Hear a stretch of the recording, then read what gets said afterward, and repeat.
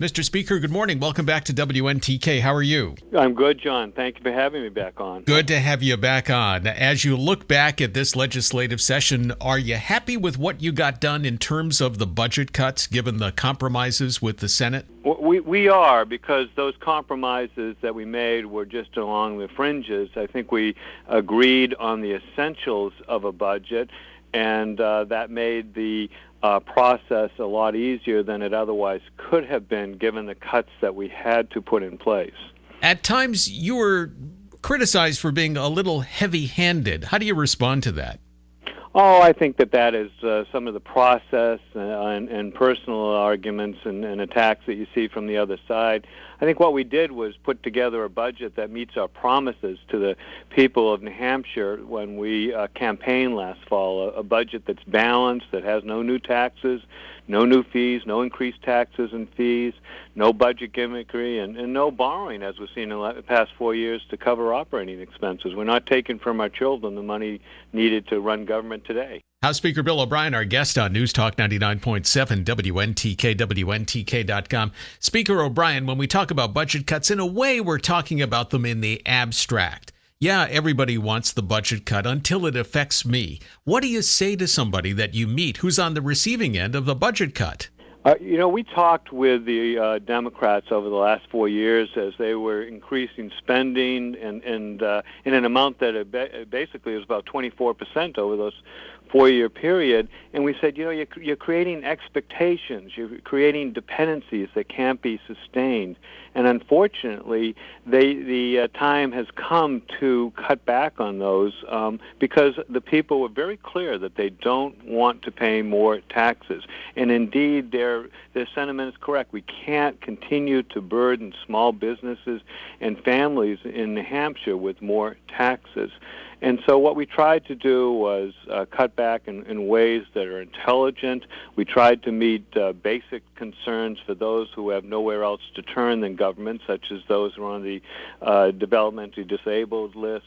We've met essential and core functions, but there are some that things that we've done in the past we'd certainly like to continue to do, but there just wasn't the money there to do it. Governor Lynch is not expected to veto the budget, but he's not expected to sign it either. If he doesn't sign it, it becomes law. What are the political implications of Governor Lynch not signing the budget? Well, I sat down with the governor on Thursday, and I asked him to make an early decision on it. I said the people in New Hampshire want to know what is going to be going on in Concord, whether they have a budget starting July 1st.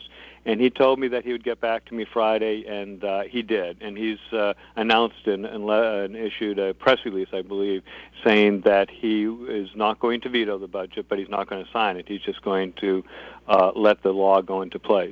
House Speaker Bill O'Brien, our guest on News Talk 99.7 WNTK, WNTK.com. Stop if you've heard me say this before, and we've heard a number of people say it on this radio program. New Hampshire doesn't have a spending problem, it has a revenue problem. Using that as the premise, my question is, how do we get revenue up, Mr. Speaker? Well, I disagree with the assumption. I think New Hampshire has a spending problem. When you increase spending 25% or almost 25% over a 4-year period, that is a spending problem. We have a stable tax base, one that didn't go down substantially during the economic recession, and we can expect it's not going to go up very fast. We're not dependent on an income tax or a sales tax, and those tend to be volatile taxes. So what we have to do is be very controlled in our spending, and we'll have more than enough money to run our government. Understand, over the next 2 years, we're still going to be spending $3.7 billion in state funds on welfare programs. With this budget, we're going from an average that's just below $14,000 per year per welfare recipient to just over $13,000 per year per welfare recipient. There's still a substantial amount of money being placed into health and human services programs, and essential functions are being maintained. Looking into the crystal ball, as we live with this budget for the next biennium, let's look at the next budget, the one that's right after that. If we've lived with these many cuts, I would imagine we would see even more austere cuts down the road, assuming that we don't spend ourselves into oblivion. Well, the concern we have is obviously on the national level. At some point, the federal government is either going to be forced to or is going to make a choice to bring its fiscal house in order. And that is going to mean that there's going to be substantially less money coming down to the states. In Medicaid funds alone from the federal government, we get, I believe, in excess of $600 million a year just in New Hampshire.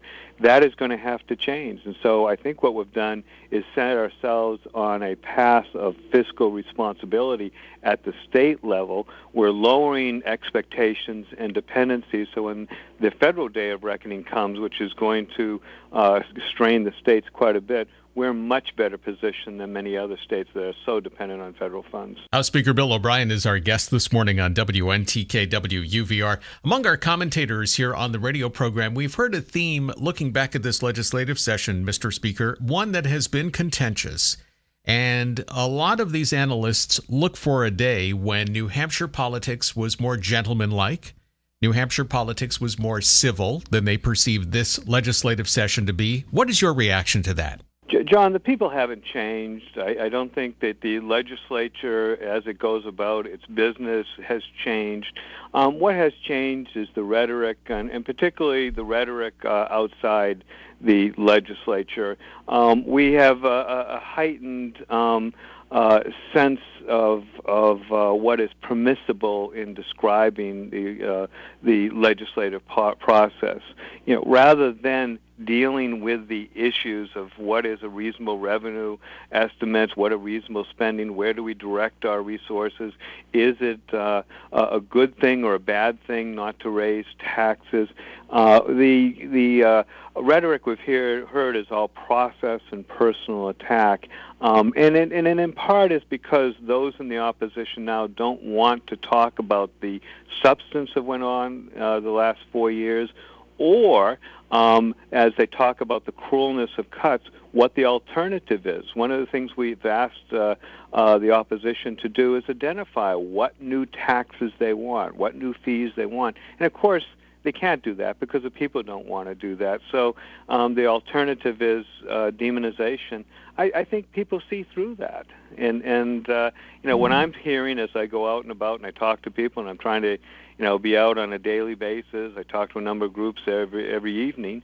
I'm hearing that there's a great deal of understanding and calmness out there. People understand why we're doing this, and that in the end, as we go forward over this budget and other budgets, the result is going to be very positive. House Speaker Bill O'Brien, our guest on WNTK WUVR. Mr. Speaker, a change in our focus here and a bittersweet victory for you. The governor will be signing the bill expanding New Hampshire's death penalty law. Bill, of course, prompted by the attack on Kimberly Cates in your hometown of Mount Vernon. This was a bill that you sponsored. Your reaction to the governor signing this into bill to expand the death penalty law in New Hampshire?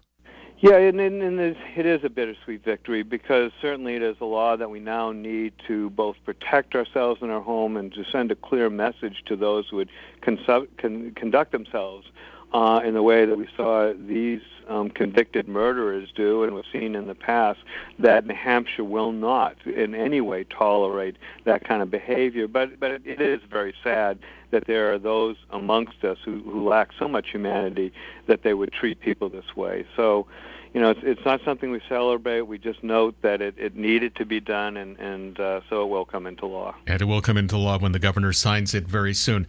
House Speaker Bill O'Brien, thank you for your time. Thank you for your candor, as always. Look forward to having you back on WNTK soon. John, thanks for having me on.